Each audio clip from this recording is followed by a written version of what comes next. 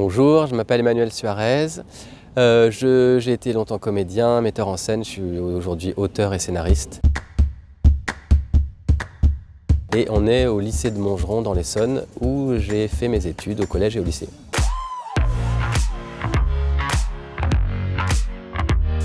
J'étais pas revenu ni au lycée ni même dans la ville de Montgeron depuis 25 ans. Donc c'était quand même une expérience spatio-temporelle assez intéressante. C'était assez amusant, les choses ont changé et n'ont pas changé. Et j'ai l'impression que les élèves, c'est un peu pareil.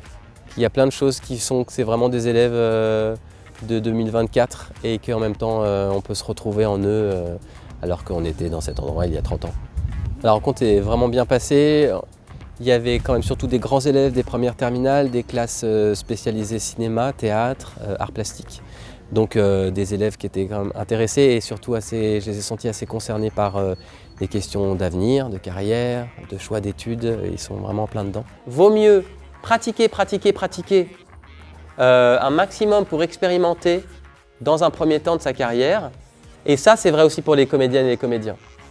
Aussi parce que vous pouvez avoir un objectif, finalement expérimenter autre chose qui n'est pas votre objectif et trouver ça absolument génial. Les métiers artistiques, c'est très varié, on s'en fait toujours un monde et la plupart du temps, les blocages qui peuvent empêcher d'y aller ou qui peuvent empêcher de prendre des décisions, de formation, etc.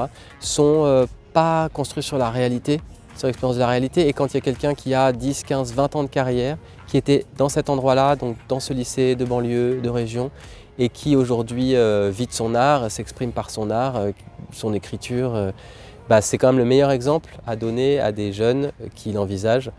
C'est pas un exemple théorique, c'est quelqu'un qui le fait, qui l'a fait et qui était exactement au même endroit qu'eux il y a quelques années. Il y a une communication très généreuse de la part d'Emmanuel et je trouve qu'il donne une image du métier qui est très réaliste, très juste et puis qu'il encourage aussi les jeunes. C'est pouvoir se projeter sur le futur tout en se disant que des gens sont déjà passés par ce chemin-là, par le passé. Donc c'est rendre les choses plus simples et accessibles en fait. En amont, j'ai parlé de cette rencontre aux élèves, j'ai partagé le document qui rassemblait beaucoup d'éléments sur Emmanuel Suarez et après j'ai collecté des noms de volontaires qui pour le podcast, qui pour la bande dessinée, etc. et avec la commande d'une quinzaine de questions en tout pour le groupe.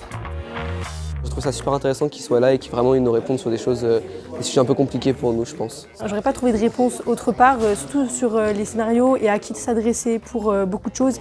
Et aussi l'histoire des contacts, parce que c'était un peu un truc où je me suis dit vraiment si t'as pas de contact, tu peux pas aller loin.